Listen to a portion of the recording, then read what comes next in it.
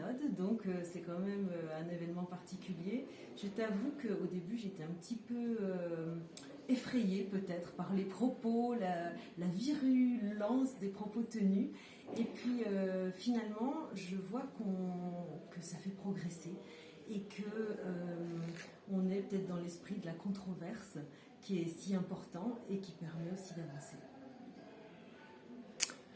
Pour moi, je n'ai pas tout à fait le même regard parce que les synodes, je les fréquente depuis longtemps et je trouve quand même qu'il y a eu depuis au moins 25 ans quelques progrès.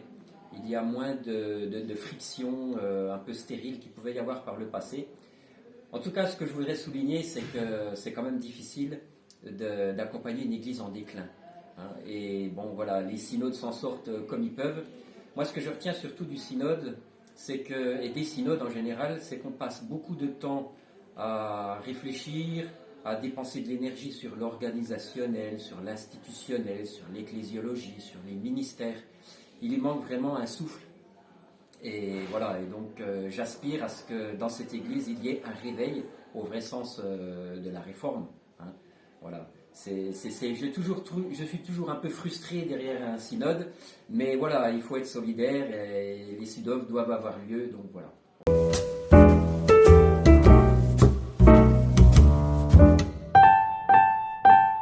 Par rapport à l'état de notre Église, je pense à ce passage de l'Évangile où il y a la veuve qui va supplier le juge unique pour montrer que oui, Dieu doit prendre soin de nous et on réclame, et il faut réclamer bien sûr.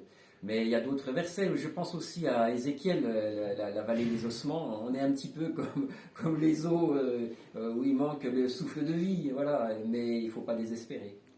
Matthieu 7, seulement 24 à 25, c'est pourquoi quiconque entend ces paroles que je dis et les met en pratique sera semblable à un homme prudent qui a bâti sa maison sur le roc. La pluie est tombée, les torrents sont venus, les vents ont soufflé et se sont jetés contre cette maison. Elle n'est point tombée parce qu'elle était fondée sur le roc. Et en fait, effectivement, nous avons évoqué la réalité de notre Église qui n'est pas toujours riante, il faut être réaliste, mais je trouve que le synode, tous ces temps que nous avons vécu, était émaillé aussi de ce souffle que tu dis manquer grâce à tes interventions justement, entre autres, grâce au temps d'aumônerie que nous avons vécu aussi. Et pour moi, il y a eu des rappels quand même régulièrement de ce souffle de l'esprit.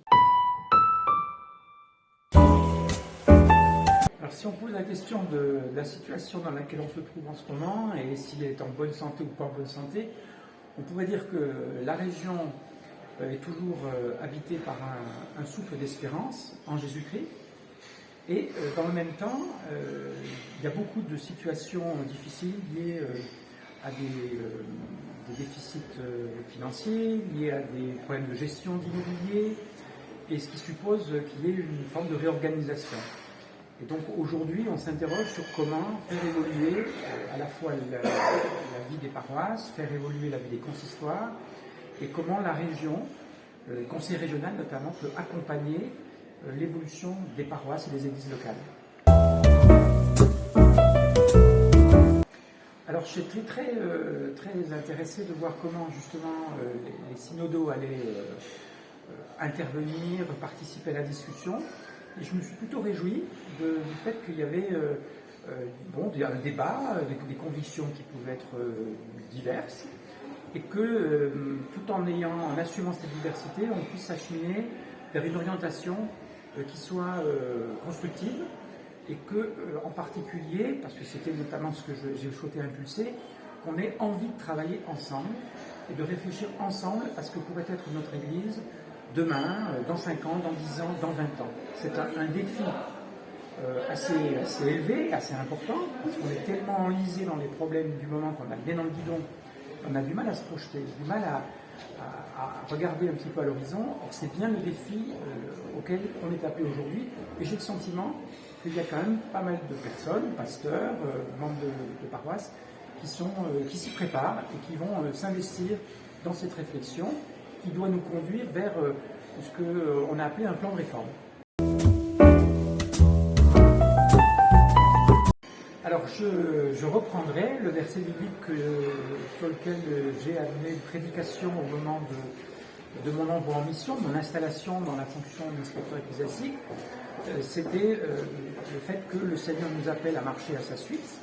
Donc le Seigneur nous demande d'être ses disciples et de porter notre croix. Je pense qu'il faut à la fois finalement être fidèle à l'appel de Jésus et assumer le fait que cette obéissance à son appel nous demande finalement d'assumer les difficultés que ça peut représenter dans un monde qui n'est pas accueillant nécessairement à la bonne nouvelle du Christ. Et peut-être que de ce point de vue, on doit ensemble réfléchir sur notre langage. Comment est-ce qu'on parle au monde aujourd'hui? Comment est-ce qu'on est témoin de Jésus-Christ? Donc marcher à la suite du Christ, répondre à son appel à venir à sa suite, me semble être aujourd'hui ce que nous devons méditer sur ce que ça implique dans notre vie personnelle, dans notre vie communautaire. Et là encore, je pense que c'est quelque chose que nous pouvons mieux approfondir ensemble, en Église.